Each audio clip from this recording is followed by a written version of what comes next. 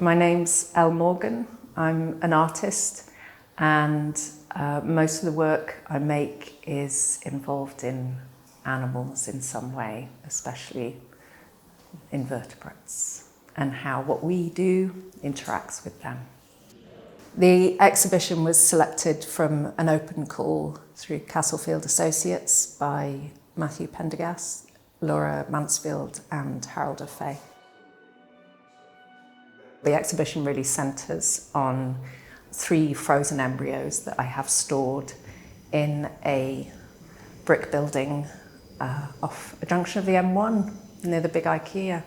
And I'm not allowed to see these embryos, but I am financially and legally responsible for them.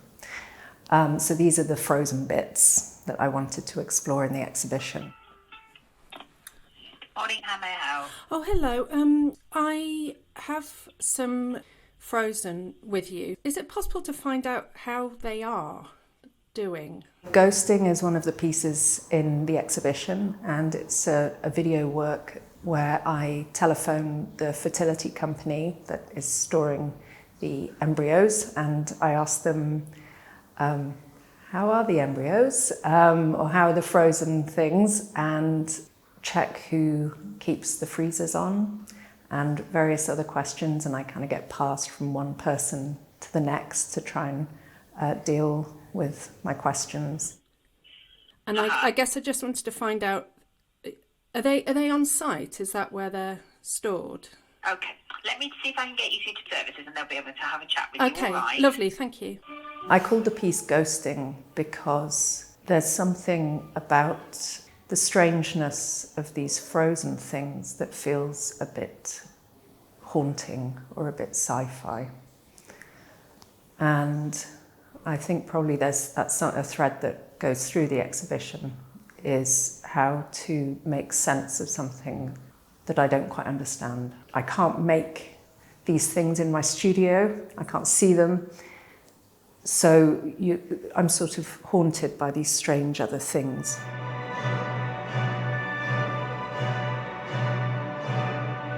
Tale of the Frozen Bits is a long film piece in the exhibition. Rather than telling the facts of frozen bits or fertility, I wanted to allow myself to stray a bit. So include maybe, I guess, inappropriate associations or daydreams I may have had in trying to make sense of these things. So in the film there are frogs, there's me dressed as a nun talking about pissing myself in the backseat of my dad's car. There's dancing maggots. And I wanted kind of all these elements to be intertwined.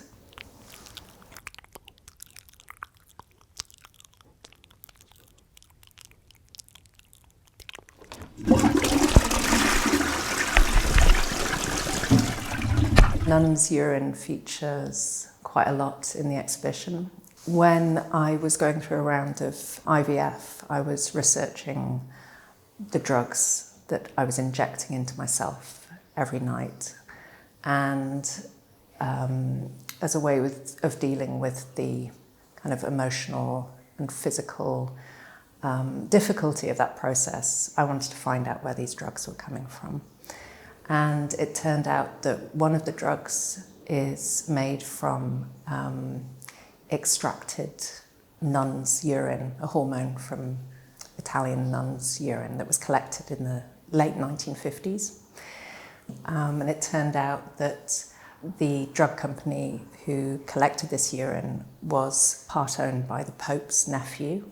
So the Vatican asked these nuns to donate their urine. So that's a big part of the show. I also discovered there are all these animals involved. So there are hamsters, there are frogs, there are toads, there are horses. And I wanted to gather all these human and non-human creatures in the exhibition. It's a serious subject, emotionally and physically, for a lot of people. But I think it's an issue that it involves everyone, you know. So what I hope is that whoever comes, they kind of get a sense of how all these things are interconnected. So it's not just about the individual person going through fertility or freezing embryos, that it's also about how this links to other systems, how it links to how we think about bodies, how human and non-human animals are interconnected in these things.